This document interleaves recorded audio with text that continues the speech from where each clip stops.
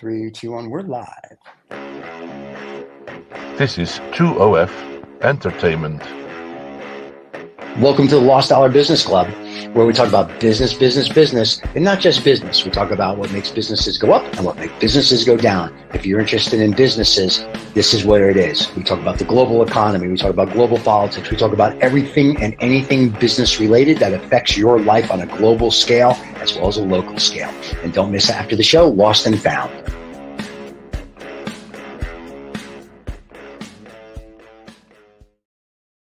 Hey, look at us. It's just us again. It's Casual Friday. I love it. Yeah, Casual Friday. I like when the whole crew's not here. Yeah, absolutely. Well, today, the good thing is we have a guest. So the fans, or as I like to say, our fan, doesn't have to just watch you and I. So that's a positive. So Michael's stuck in the woods with a bear or something, and I don't know. They'll have something interesting to watch. Oh, yes, instead of you and I bantering. Yes, they will. Yeah. Okay, so we're going to bring it. I'm going to script his last name. Is Tom. What did he say his last name was, John? You remember? Sarig. Tom Sarig. And Tom is revolutionizing the music industry. So this show is going to be all about the music industry. Every time I say Tom's last name, Siri comes on. So, which I think is pretty funny. So I should just call him Tom Siri, and that would just work just as well. Anyway, we're going to bring Tom in. Tom's going to give us his background, what he's doing in the music industry. We'll ask some questions, and then we'll put Tom's contact information below. He's also looking for an investment for his company. So as we tell everybody, if you're going to make an investment in a company, please talk to your accountants, your lawyers, your wife, your sugar baby, your mistress, and anybody else that handles your money for you. And there you go. Tom, welcome to the show. How you doing? Very well, Hey, thank Tom. you. And hi, John. Thank you. You know, you guys pronounce my name perfectly in the way it's meant to be pronounced, which is it's a Hebrew word. My parents are Israeli, so Sarig. But almost everyone in the music business for many, many years and throughout my entire life is pronounced Sarig. So, but I've heard about that funny instance when you say Sarig, when people are getting Suri to act up on that. So now every time I talk to my phone, I'm going to think of you. So yeah, there you go. Exactly. I'll be like, I wonder how Tom's doing. Let me call him. Yeah. So that's one way it's memorable, so to speak, right? There we go. So Tom, tell us about your background. I mean, you and I've spoken before, and I've read your pitch deck for other reasons. Oh, great. So, but tell us about you sent it to me. So, but tell us what you're doing. And tell us why it's if you will going to take the music industry by storm, and why should people be like, well, this is really cool. We want to be part of this. So my background first. Sure. I'm originally from Baltimore, Washington area. Went to University of Maryland. I was very involved with music from a young age, from playing trombone for 15 years in state bands and playing piano and guitar very poorly and singing in choirs. I was very involved in music performance, but also college radio at University of Maryland, where I went and helping bring some big concerts to University of Maryland is a huge state school, so I was involved. I've always been very involved with music and spent every last dime on cassettes and tapes when I was a kid, cassettes and vinyl and whatnot, and back in those days when I was a kid, and was immersed in music. That being said, having somewhat neurotic Jewish parents, being a music business major in a major college was not an option. So I was a finance accounting major, and so I majored in accounting, and I went to I knew that I had to get to New York to be in the music business, so I got a job at Deloitte, one of the big accounting firms and consulting firms in the world, and moved. That was my ticket to New York, and I moved to New York the day after I graduated college and went to work for Deloitte and worked in international taxation for a year, doing taxes for banks like Banque de Paris and Banque de Sao Paulo and things like that. So I had my financial experience first, all the while knowing I really wanted to get into the music business. And so after a period of time, about a year or so into Deloitte, I met someone who knew someone, and I was able to get a lower level job at A&M Records at the time, which A&M Records at the time was a very big major label and had Sting and Sheryl Crow and Janet Jackson and Barry White. And there were 25 big major labels at the time in sort of the early 90s. And I had gotten right into the field that I really wanted to get into, which is called A&R, which I'm sure you guys know about, which is artist and repertoire, which back in those days, at least in the 90s, meant the executives who found the artists, signed the artists to the record label, were very much responsible for overseeing the entire creative process, recording, art, packaging, really creating the product. And then the A&R department would hand it off to the rest of the record label, which was the marketing department. So in that time, it was radio promotion and press and sales, record stores, that sort of thing, to sell it to the rest of the world. So A&R has always been sort of the hot seat. You're the ones who decided which artists to bring into the company. You're the ones who oversaw making a product that was not only great, but that was marketable in the industry, which was challenging. So the thing with A&R people, especially back then, was that if you sign 2 or 3 things to your label that don't do well, you're fired. And so it was not a great long-term career choice. But I was very lucky. I was very fortunate. I did well, and I went from A&M, and then I got a job at Arista Records with Clive Davis. I worked for 3 years, and I was more of an alternative kid, but that really, I love pop music, and it enabled me to like find songs for Whitney Houston and Aretha Franklin and Dionne Warwick and artists like that, which was fantastic. And getting to work with Clive and his system was amazing. He just was not that into, me bringing in Smashing Pumpkins or Nirvana type act. Right.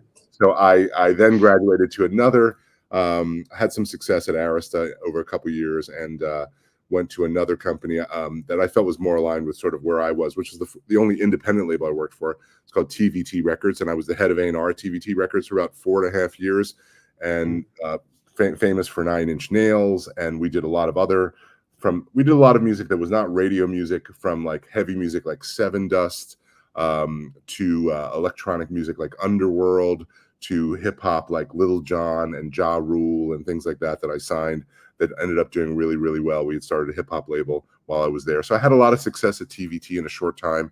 And then I matriculated to get a job at MCA Records.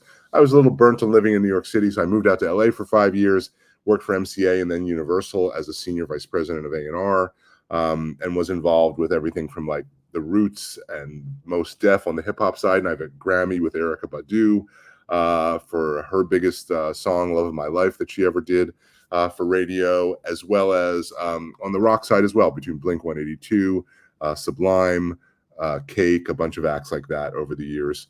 And then after serving about 11 years as in 5 different major labels, well, four major labels and one big independent label as an A&R exec, I saw the writing on the wall. This was circa 2004, 2005, just before Napster, when file sharing, just before Spotify, when Napster and file sharing were really instilling intense panic into the business. All the majors felt that their businesses might shrink to zero because of Napster and file sharing. And so I saw the writing on the wall. I was really good with artists. I was very good at sort of being a coach and an enabler for artists. And so I went out and started my own artist management company from zero in my living room, and started with a few indie acts, Blonde Redhead, La Tigre, indie acts that did really well. And that grew to managing some sort of older, established Rock and Roll Hall of Fame folks. Like I managed Lou Reed for the last 11 years of his life, Brian Ferry for 10 years, Violent Femmes for a number of years, Ricky Lee Jones, so a bunch of sort of older, established Rock and Roll Hall of Fame kind of artists. And then I also took several acts that were lower in their development and helped them get to a much higher level. The Gaslight Anthem from like a band from New Jersey that was sort of like a punk meets Springsteen band that went from like coffee shops to literally arena levels within a few years. Another band called She Wants Revenge that went similarly from little clubs to selling out the Greek Theater within 7 or 8 months. Cake is another band, alternative band that did really well. So I developed a lot of sort of lifestyle alternative pop rock acts from a lower level that became much bigger. And then I also managed a bunch of kids. I somehow fell into managing Nickelodeon and Disney stars. I managed Miranda Cosgrove, who was on iCarly and Drake and Josh. And I managed a bunch of Nickelodeon and Disney kids who had music careers who wanted to have music careers. And that was so the mix of clients between like the Lou Reed and Brian Ferries of the world and then the Miranda Cosgrove kids of the world, it was a really schizophrenic management company. But I had 10 or so staff to help me. I started from zero, but I had 10 or so staff to help me out. and we became a really thriving, pretty big management company over the years. And I did that completely full time for sort of my second decade in the music business. First decade being A&R at several different major labels. Second decade starting and running and growing my management business. And around 7 years ago or so, after 22 years in the business already, or 20 years in the business, I started to get a little tired of management. It entails constant traveling. I was going to Europe twice a month. You know, if there's a big Lou Reed show or Gaslight Anthem show or Cake show in Berlin or Paris, I couldn't send one of my day-to-day managers. I had to be there, especially if there was like a record label there and press and media and whatnot. So I was traveling constantly for a period of 10 or 11 years. I think I went to Australia 5 times in 7 years. And that was that. I don't think I need to do that again. And so, but management was a great management was a great job. Also, with management, you make commissions, right? It's based on you make a percentage of what your artist makes, but that's not necessarily a safe cash stream. You could get fired. You could the artist might fall off a cliff and never make music again. Anything could happen.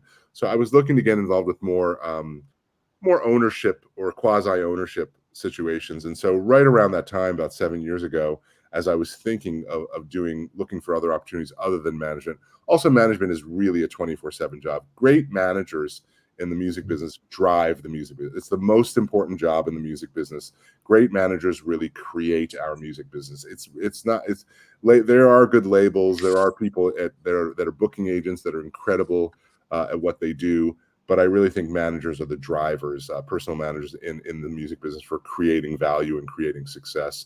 So that being said, about 7 years ago, streaming, I've had Spotify since it launched, I think 12 or 13 years ago in the US, but about 7 years ago, the numbers for subscribers, not just in the US, but internationally, really started to explode all around the world.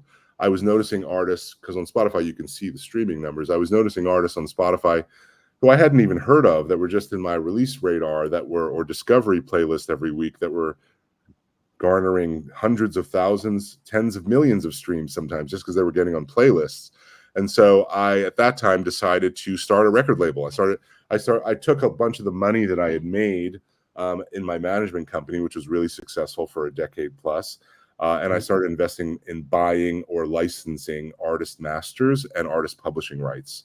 I'd actually started a publishing company a few years before that when I was a manager through Cobalt. I'd met Willard Aldritz, the founder of Cobalt, and he encouraged me to start a publishing company through Cobalt. And I've been with them for 13 years and have a pretty big publishing consideration with them. That being said, so I started buying up content, mostly masters, some publishing as well, licensing music, and started AntiFragile then about 7 years ago and morphed my management staff of 10 people into more of like a label services, which is not that different when you get down to it. It was a pretty easy transition. And almost immediately, I think through my contacts, just building contacts, being in the business as a manager and as an A&R person for 22 years, I knew so many people that worked inside Spotify, Apple, Amazon, not just in the US, but France, Germany, England, Australia, like all over the world. So I had a lot of contacts that I would pitch our music to, and we were getting on a lot of playlists. And we ended up having a few gold singles and having a big stream. I think we were like over $1 million in streaming within a year, and it's grown ever since then. And it's grown sort of incrementally over the last 7 years. And then I started to sell some of I bought some artists out that I had licensing deals with, and then I later sold some masters that I owned, mostly at a return that was pretty great. Some of them came with a 10x to 20x return on my investment. So the light bulb went off. Wow, I've done this bootstrapped. I invested maybe $150,000, $200,000 originally in this company 7 years ago. Now it's probably worth, $5 to $7 to $10 million perhaps. And so the light bulb went off. Like I've done this bootstrapped. What if I raised $5 million or $20 million? I could really multiply that effect. And our secret sauce has really been our attention and care to the artist. We work very closely with the artist, helping develop audiovisual content, advertising. I have a really good marketing support team, a network of people that help me sort of market the music. And I've established I've established a new business that we're raising money for that essentially is a sort of is duplicating the business model we've done in Anti-Fragile Music for these last 7 years, and is more of it's still a record label, but with an investment angle where it's really specifically going for a specific bandwidth of artists. We look for artists that are already successful somewhat, that are in other words, that are making between $100,000 and $1 million per year in streaming already. And there are problems facing those artists getting to the next level. We're looking for those artists, you could say, that are successful. They don't have day jobs. They're professional musicians, but they don't have enough money to get to the next level. Touring is incredibly expensive, especially international touring is incredibly expensive. The cost of recording has gone up. If you're recording high quality recordings, if you want to try and get a guest star on your record, that's become very expensive. So these artists are coasting along, and they're kind of stuck on first base gear number one. And we have the money and the team expertise that we bring to them by investing in their music to get them from first base to second or third base pretty easily. So let me ask you this. So management company's gone, or the management company's still there? The management company's still there. I still manage a couple acts. I manage an incredibly wonderful act that I've been working with for close to 10 years now, and he's on my mind because I just went to his wedding. Kishibashi is a Japanese-American indie artist who's really special, super talented. He's a violinist from the DC area where I'm from, and that plays like sort of indie rock, has a big touring following, violin, indie rock, pop singer. He's also a composer, and he's written, orchestral pieces with symphonies, and he's performed with about 12 different symphonies around the country and around the world. He recently made a film that is about the Japanese internment camp, somewhat, which Americans kept Japanese, and he didn't have family in those camps, but he was very interested in that as it related to what does American citizenship mean today in the wake of Trump and all this identity politics that's going on. We just talked about that. He's a totally American boy with a completely Japanese name. So you feel sort of stuck in between those worlds. And he made an incredibly wonderful movie. We sold the movie to Paramount, and it's on Paramount, the app, Paramount Plus app now. So he's one that I've continued. He has sort of like some of my artists, like Brian Ferry or Lou Reed, has a multifaceted career. It's not just about music. It's about culture. It's about film. It's about photography. It's about so many other things. And those are the things that I really get off on the most, like the ones that are like have something really wild going on. And he's really my only management client. Most of my time is devoted to really building, or a lot of my time is devoted to really building the label and publishing company. So the label publishing company. So before, when you were buying. And now, if I'm an artist and I come to you and you're like, "Oh, I like you because you're making $500,000 a year, and you want to help me get to the next level." So my question, I guess, is, and the difference between you and Warner Brothers, other than everyone knows Warner Brothers, what's the difference that you're going to invest time in my band, in my group or whatever to get me to the next level? And Warner Brothers says, "Well, we could do that." So what would be the difference? Is it that, and also when you're buying masters, I don't know if you're still doing that. You're coming across now BlackRock and everybody else. Now they're just buying catalogs like, it's nothing. And in my opinion, and I could be totally wrong and you would know better, I think the catalogs are so overpriced. I see hedge funds selling them to hedge funds now. And like when Michael Jackson bought the Beatles, everyone's like, "Oh my God, you paid whatever, $80 million. That's crazy." Now they're paying billions, excuse me. And back then nobody even knew what a catalog was. And then, of course, we all know the story of Taylor Swift. Like someone woke up one day and go, "You don't own anything." So I see all that. So how do you, where are you in that? Those are two excellent questions, Stephen. I will say that with respect to the first question about Warner Brothers saying we can do that too. The truth is they don't.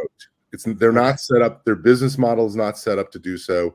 They are set up to acquire things that are doing well already, put them out, and hope they keep going. It's really they're more of an investment company than anything else. Yes, they do have staffs. By the way, the major labels have less staff than they've ever had, and has been publicized this year. All three majors have though they've all been incredibly profitable this year, have all dramatically cut their staffs because they don't have a value in having a staff. Everything is done sort of turnkey now. So when a Warner Brothers says we can give you money and we can work your artists too, that's not really the genuine truth. I worked for major labels more at a time when we did actually really work it hard. But you have to remember, major labels are in a very, very different position now. Back in, even 10 years ago, there a few huge sea changes have happened with major labels. Major labels first used to control distribution, right? So they controlled Tower Records and on the Sam Goody, all the different retail stops. They controlled a lot of the end caps, the real estate within record stores. That's totally gone because there are a few record stores left, but record retail essentially has been eradicated. The business is 98% streaming and digital. So they've lost any. So the barrier to distribution is completely gone. Anyone can take a crap on tape and put it out as a record tomorrow on Spotify. So they have no edge in terms of distribution. Everything's immediately available.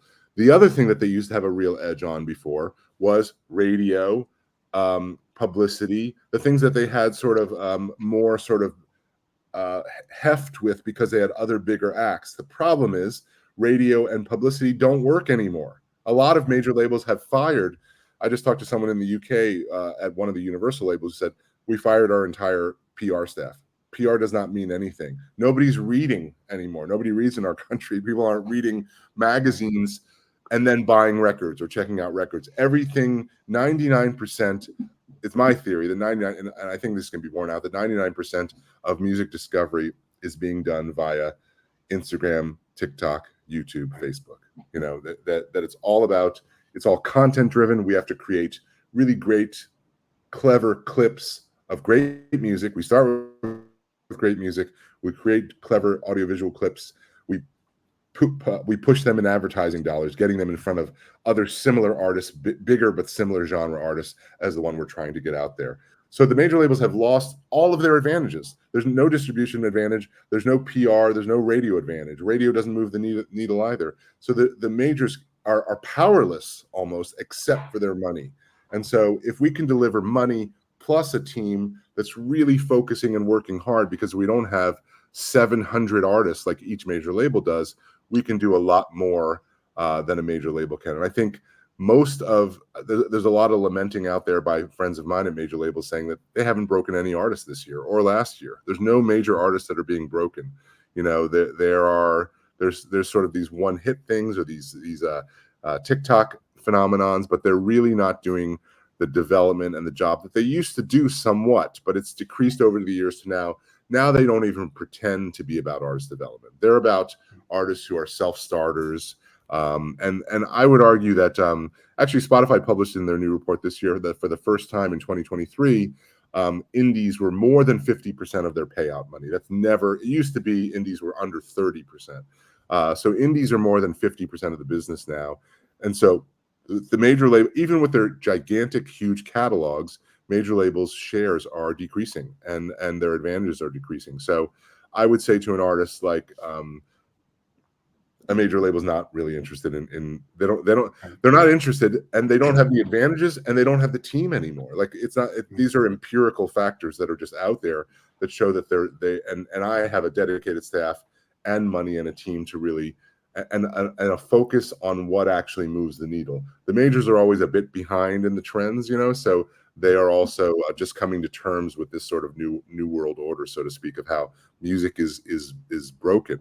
And as far as your second question, Stephen, about the big funds, we have a fundamental difference with the big funds. I mean, I consider us to be in a completely different business. Those companies like that are funded by KKR and BlackRock and whatnot, like Primary Wave, I think Harbor View, Hypnosis, those are all like multi-billion-dollar funds that are investing almost exclusively in really well-known household name artists, superstar artists that have 20, 30, 40 years track record and seemingly have a stable sort of income. Though I would argue that with a lot of those artists, it's only attrition. It's only going down a little bit each year, with some exceptions, like say a Queen, who there's a Freddie Mercury movie, it boosts up the catalog.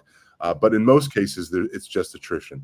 Now, those companies, those multi-billion-dollar firms, and we know the trouble that Hypnosis has just had to sell out, they paid on average 24x I've been told 24 times yearly earnings on average for their deals. Some of their deals they paid 30x for, some 19x. So they paid quite a lot of money for their holdings, and they couldn't make it work. They just got it over their skis. The difference with us is we're investing. We have a very specific thesis that's drastically different from those billion-dollar firms. We're not investing in household names, but we're investing in what I call mid-tier artists. So like I said, sort of artists that are already successful. I'm not able to really sign a genius in a room with nothing going on, right? I have to sign artists that are successful, that are earning between, say, $50,000 and $1 million a year, and are sort of stuck in place. They need to get to that next level. They have something going on. They're professional musicians, but they don't have the money nor the team to get to that next level. We pay a much lower multiple. Like we try to pay multiples of 2x to 4x, maybe at the top end 5x, which is very doable for developing artists because they're still they're still in their ascent. So we pay a much lower multiple, which inherently is much less risk for us and for the artist, frankly, also. And in many of our deals, we also keep the artist involved for a passive percentage of the income, so that they have skin in the game, and maybe it's 10% to 20% that they will still receive, even though they've sold their masters to us. Typically, we'll buy catalog masters, 1 album, 2 albums that are 3 or 4 years old that have some significant streaming. Sometimes we'll include a present or future album with that, but we look for that sort of income level and that multiple to pay. And then our team does our thing in terms of which a lot of the big firms that I mentioned, the superstar firms, don't really have teams that really exploit and grow the music. If you don't do anything in the music, it's going to have attrition. It's going to shrink. The revenues are going to shrink. Even if the the Eagles catalog shrinks by 2% per year, it's still shrinking. And I love the Eagles, but I think it's just a natural thing that eventually things are going to shrink. And so we're involved with artists that are on the ascent, that are growing, and that I think have a growth period of several years out. We pay a lower multiple. We invest a lot of time and effort into marketing, like I mentioned, audiovisual marketing. We have a sync team that's great. The years that I managed Lou Reed, for 12 years, he did over between $1.5 million and $2 million every year in sync. And Lou Reed was not a big commercial artist.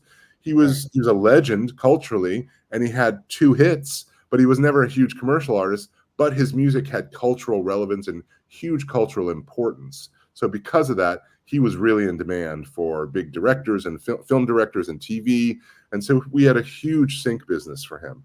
Even before he died, I did like a $7 million deal for him, just an admin deal with Sony ATV for them to keep going on the admin with a 90-10 split, which wasn't even a risk really for Sony ATV when you think an artist is earning $1.5 million to $2 million a year in sync. So I make that example because during that time, 15 years ago, I met and made relationships with a lot of the big music supervisors in Hollywood, mostly in Hollywood, but also there are several in London and New York, all over the place. And we have a really strong concentration in sync.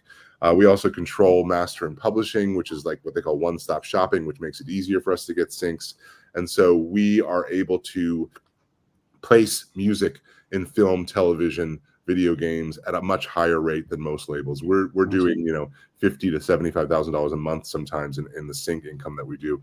And sync also can be a huge marketing tool as well, right? So sync may be a little bit of money up front, but if we've had a few of these that are in a big Netflix show or a big Amazon Prime show, and that's worldwide, that can really drive the engagement, the discovery of the artist, and the streams, therefore. So we have that dedicated effort in terms of growing the music. So we buy at the right price.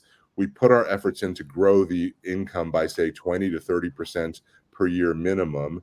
And usually we can recoup our investment in 2 or 3 years. And then from there, the values is everything that we provided. And that's the idea. And that's the idea that is our pitch to investors is you're investing in artists that are promising, that we are really actively working, that we care about, that we're giving real value to, that we're investing in at a fair, not inflated value like the superstar prices, and that we're building it, and that at the end of the term, which could be, at the end of sort of the investment horizon, which could be 5 years, we hope to 10x our value. And I've done that over and over again with several of the artists that I've worked with in my label the last 6 or 7 years. So if I'm a musician and I'm making $500,000 a What is, year on sorry, air, can I ask, go ahead, what go is ahead, John. sync? I know it's, I think I get the Sync? concept. Sync stands for synchronization, and synchronization is the matching of music out of context, because when an artist writes and records a song, it was never meant to be anything but a recorded song, right? It was never meant to Right. be in a TV show. So a sync refers to the synchronization of music with an out of context usage, which could be a film, a television show, a video game, a TV commercial. Those all qualify as synchronization. So, and there's and that that the economics of that are a negotiated rate.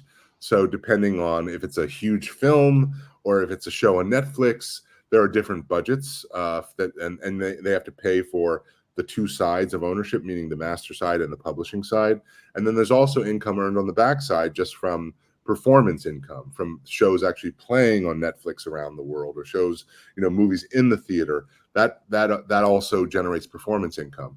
And it can also be, if you have, as we had a few of these, a song in a key spot of a key episode of a big hit show on Netflix, it can drive streams like crazy. We had this one a few years ago, Cannons, that we were very lucky with. It was in Never Have I Ever, which was Mindy Kaling, who's that Indian American comedian from The Office. She did a show she developed a show and wrote a show about her teenage years as an awkward Indian American teenager. And it was called Never Have I Ever. It was kind of during pandemic a few years ago. And my daughter, who's 17, was turning 18 now, was all over that show 3 years ago. And we had our song by our single was in a key scene of a key episode. And that show, Never Have I Ever, was top 5 Netflix for about 5 or 6 months. And I mean, Netflix is everywhere. So it drove, and because that song was in a key spot, it created a tremendous amount of awareness for that song and drove the single from 1 million streams before we started. The record had been out for a year, but it drove it from 1 million streams to something like 60 or 70 million streams really quickly. And now it's at 180 million streams or something. And we were the publisher for that as well. So that was one case where just one sync, one special placement in a television show that connected worldwide, like that song ended up being a top 5 Spotify viral track in 30 countries, from like Malaysia to Mexico to Ireland to all over the place, diverse parts of the world, and it really helped the band. And I ended up doing a deal with Columbia at some point for the record, who they got the song to #1 alternative, and I don't think that it helped streams at all. I think it just kept going because of the show. So a lot of times major labels will do these efforts and they don't really improve streams that much. But having a key scene in a key television show, a film, or TV commercial, we know the old Apple iPod commercials used to do that a lot, but the right TV commercial can really drive a song's discovery and popularity. That's a sync, John. So, Go ahead, John. The beef has been that artists don't make any money, and the streaming business has basically just obliterated their income unless they go on tour. So, I'm an artist, okay, and I'm making a little money. Do you have an edge so that I can, as an artist, can get to a level where I can actually make a living? Because it's, you're not you're not interested in attracting that level of artists. Yeah, for us to do our best at what we do, we have a level at which we have to get involved with an artist. They have to be in sort of, like I said, those financial parameters. They have to have sort of, probably 1 million or 2 million minimum monthly listeners on Spotify. They have to be at a certain level already for us to do what we do best.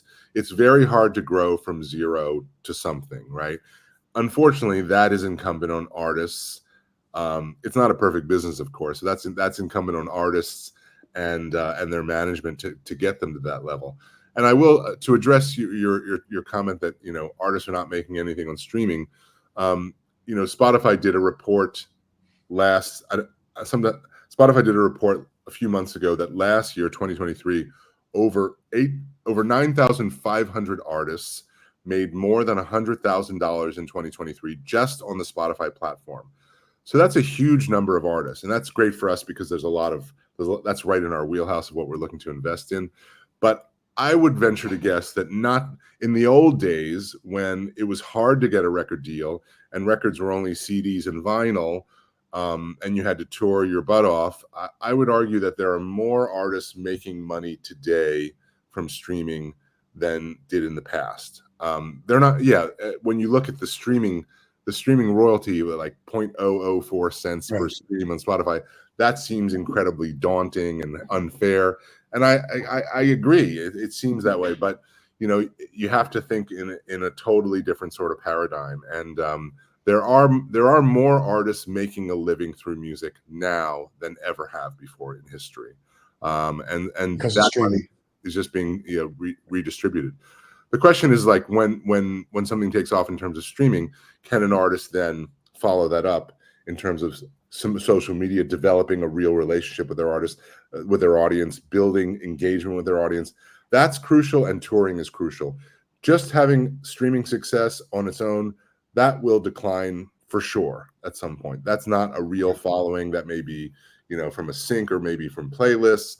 There could be some streaming that's driven that way, but having a real career, a sustainable career, is all about an artist having a fan base that they are in touch with, that they communicate with, and therefore they need to be on social media, on Instagram, on TikTok, and they need to. I realize it's not easy, and I don't love a lot of social media, but they have to figure out a way to entertain, engage, and sort of connect with people out there in their own voice, in a way that, and every artist can find that voice. It just has to be done. And if an artist is not doing that, they're not going to succeed today, because social media is what you can't succeed in a market where 98% of discovery is on social media and you're not doing social media. Right. Yeah. It's impossible, right? You have to be in the game to win at the game. So, well, let me ask you this: if you find an artist, so you say John and I have 5 albums out and we're doing $700,000 a year and whatever, you come and say you go, we're going to pay you 3 times. You go, great, or 2 times, whatever it is, and we go, that's wonderful. Now, so you bought my masters, and you said earlier we get 10 or 20% money back, so to speak, on any engagements you do with our masters, right? So there's a little kickback to us, even it's like sort of, it's still an earn out, right? So if you make $1 million on our stuff, we still make 100,000, let's say, at the 10%. But then what are you doing to then help me other than giving me this money? Because now it's like, ooh, we've got $2 million in our pocket. Are you going to be like, hey, instead of blowing that on a jet you can't afford, you should do this and we'll help you get to the next level? Or then do you invest money into the artist to get them to the next level? Both. I mean, we will. Okay. We will certainly. Hopefully, the artist has a good manager team, has a team around them, financial. Or that'd be you. You could be the management team. Well, I'm not really looking to manage artists much anymore. Management is a great and noble profession, but it is a 24/7 job. And when you're the manager, you are effectively the CEO of the artist's company, whereas the artist, like the chairman, you're the CEO. You're running their, or interfacing with all the elements of their career: merchandising, touring, publishing, records, all of that. We're really focused just on records, or sometimes records and publishing, and that's enough. That's enough of a bite for us to take. And so we're able to sort of focus on what we do best and not take on too many projects. And we're able to take on more projects because we have that limited scope. The manager is more kind of overseeing everything. And also, like I said earlier, managers often get fired and don't have necessarily job security. Whereas our deals with artists, we're usually buying into their existing masters and are helping them grow from there. I don't know if that. Your growing is really with the sync and making sure that they get played more, get into something. Yeah, is that the growth side of it. Okay. It's the sync. It's playlists. It's helping them develop audiovisual content better that they place on all the social media levels, and we put advertising dollars behind it so that they can get in front of the right similar genre artists, but more popular. Like if we're working with some alternative rock band that's not that well known, but somewhat well known, they make some great pieces of content. We put it on TikTok and Instagram shorts, and then we pay advertising to get more people to see it. who may like a similar other band, fans of Gotcha. Nirvana, whatever, fans of another Right. bigger Understand. band, Yeah. That's the whole secret to it. I've vastly oversimplified it, but that's the secret to really getting to that next level is you want to get really quality stuff, music / video, in front of an audience that is potentially a fan base. That's the only way to do it. I mean, and that's what radio was about. That's what Ed Sullivan was about, right? It's about, putting good content, entertainment, music in front of people that might really like it, and then might really become engaged and become a fan of the act, go down the rabbit hole of Spotify and all that. I got. So then let me go Right. ahead, John. Yeah, I was gonna ask. So, how big do you want? How many? What's your? Do you have a goal of how many artists you'd like to bring under your umbrella, or is it scalable to any size? Well, it is scalable, but at the current plan that we're operating under, I'd like to do between 5 and 10 projects a year, and that's completely manageable. Oh, okay. I mean, major labels are putting out hundreds of artists a year and doing nothing for any of them. So we're going to sign a bunch of artists, and we'll do 5 to 10 projects per year. Really, probably not more than that, and they'll overlap, of course. And we never want to get.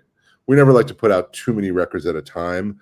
But we want to keep it pretty focused, and I think the key is really identifying the right artists to invest in, and that's the real thesis of the business, and why it's a great investment for anyone out there, because we are very focused on picking the right artists that are going to have material growth in their music going forward, that they're really on the ascent, so that what we're buying into, helping them get to the next level, helping expose their music to more people, will really make 1 + 1 = 4. You know what I mean?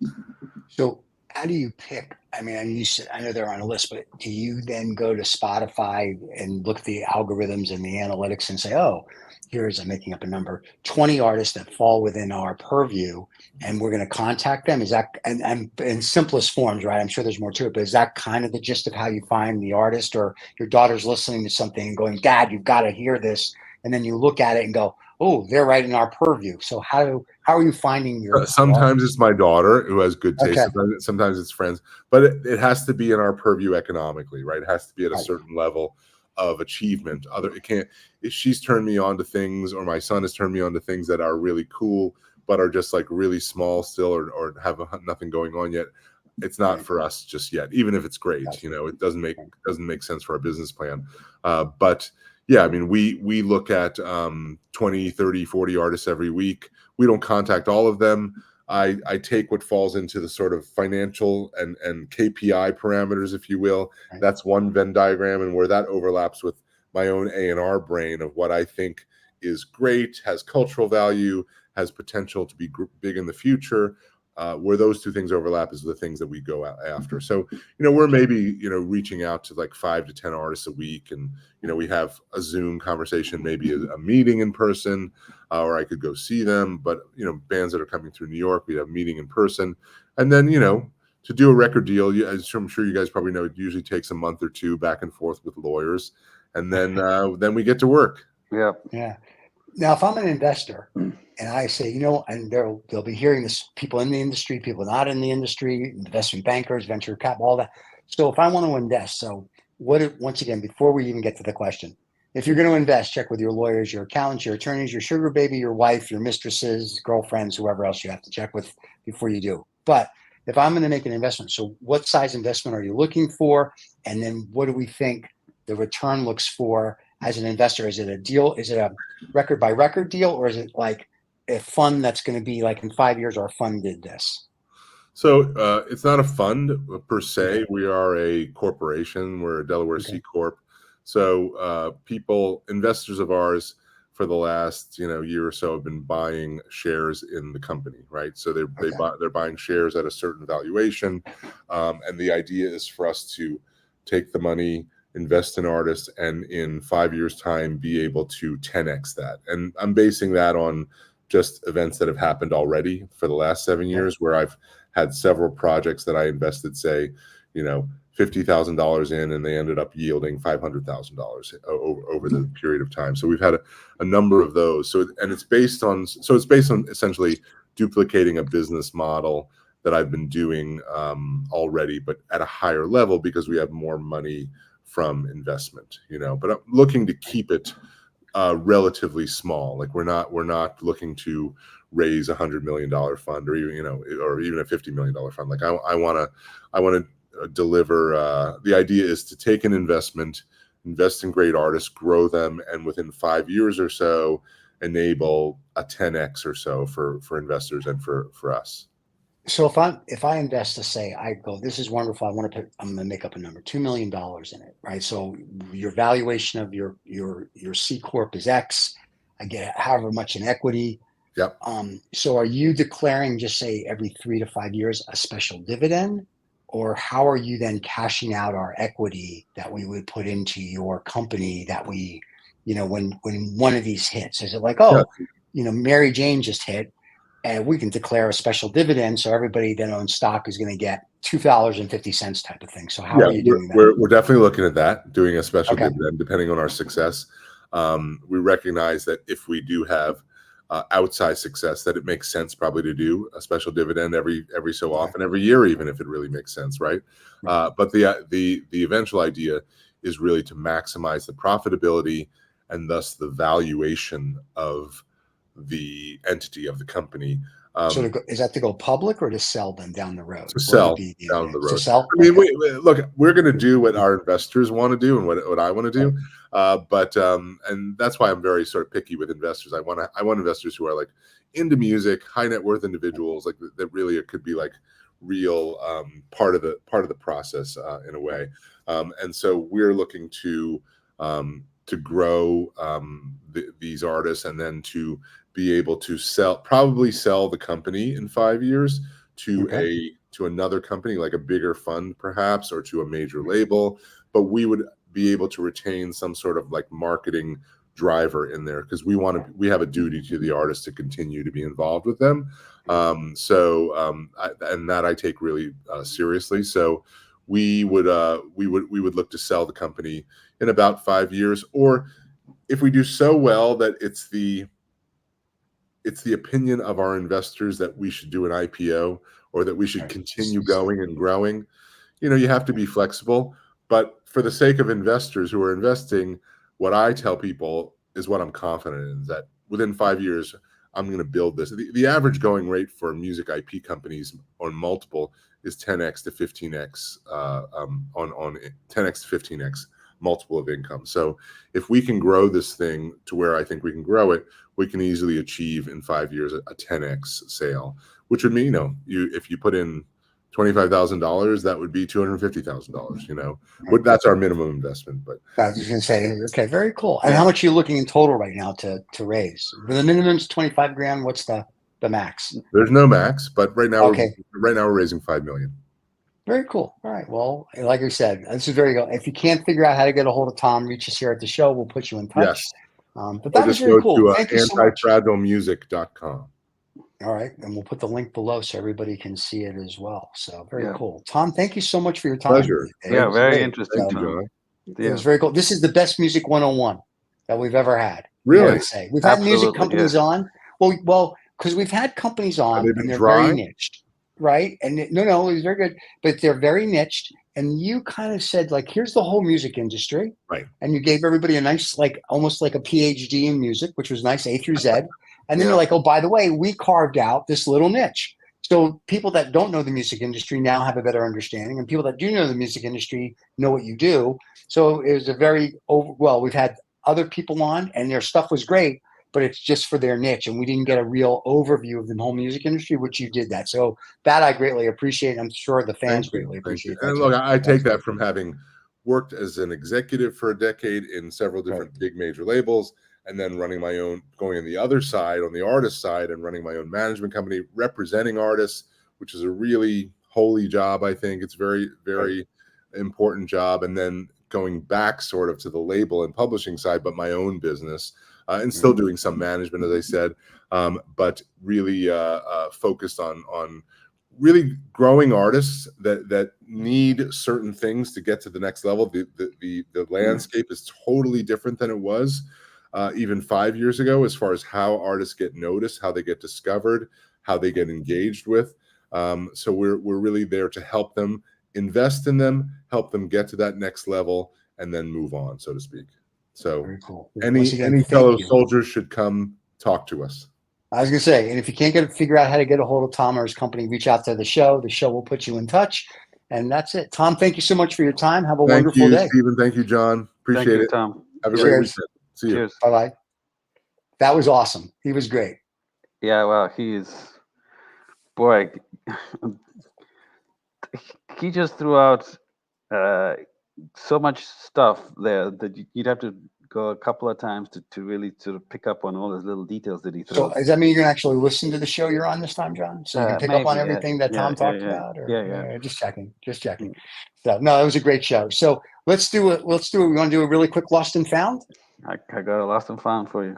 I'm sure you do. All right, boys and girls, hold on. Welcome to this week's Lost and Found, uncovering dollar winners and losers, where we discuss dollars lost and dollars gained by various companies and projects. All right, John, you go first. All right. Okay, so the headline is 5,800 IRS employees and contractors owe nearly 50 million in unpaid taxes. Now, yeah, Okay. and this is according to the Department of Treasury's Inspector General Tax Administration. A big Right. mouthful. Can you imagine? They go after every little penny, even if you owe them $10, and their own employees and ex-employees who are contractors owe a shitload of money. I mean, it's just it's unbelievable. Welcome to America, John. It's a Yeah, great and by the country. way, the law requires the tax cheats to be fired, and I think that what they said that they're exercising discretion and they're going to retain 1,000 of those such workers. So it's when politicians say everybody's under the law, but not Yeah. quite. It seems. Yeah, But no. here's Depends on the law. Yeah, here's and additionally the audit report found that 149,000 federal employees owe an astounding 1.5 billion in unpaid taxes. Wow, Up that's crazy. Tens of thousands of repeat tax sheets. Yeah. So $1 for those boys and girls, but definitely Yeah, a really. dollar loss for The American for us. taxpayers. Yeah, for all of us. Well, since we're going to do music, I'm going to take the Taylor Swift story from Austria, Yeah, that they canceled her Austria contracts in Vienna because of a possible terrorist attack. yeah. I thought that was just crazy. That literally you're going to attack little 13 and 14-year-old girls. That certainly makes you a man. So and kudos to the Austrian police and the secret police that stopped that from happening. So that was very cool. Well, it was a good show, John. It was good to see you again. We're going to call it a day. I want to thank our guest, Tom. What's his last name, John? Sarig. Sarig, thank you very Tom much. And Sarig, Sarig just yeah. came on again. Tom Sarig came on. Once again, if you want to get a hold of Tom, feel free to reach us out the show. His link will be below. You can catch us every Saturday morning if under Two Old Farts Making Noises. If you want to listen to the podcast, if you want to see our pretty faces, why I don't know, you can catch us here on YouTube at the same time. And we'll see everybody next week. And don't forget to subscribe and like. Cheers, everybody. All right.